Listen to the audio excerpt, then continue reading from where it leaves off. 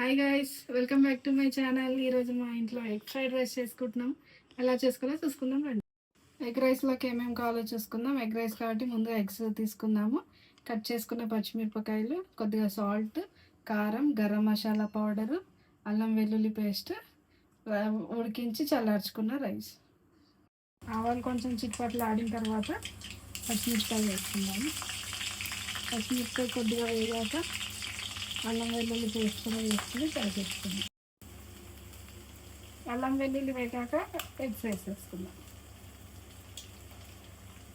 నేను తీసుకున్న రైస్కి 2 ఎగ్స్ సరిపోతాయి.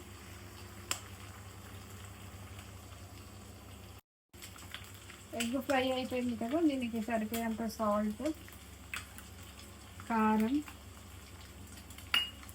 కొద్దిగా గరం మసాలా పౌడర్ వేసుకుని బాగా కలుపుకుందాం.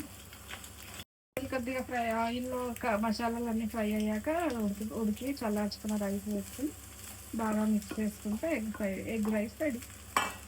వేడి ఎగ్ రైస్ రెడీ అయిపోయింది. పక్కన ఉల్లిపాయ పెట్టుకుని తింటే టేస్ట్ చాలా బాగుంటుంది. Thank you for watching. Follow for more. Please do like, share and subscribe. Thank you.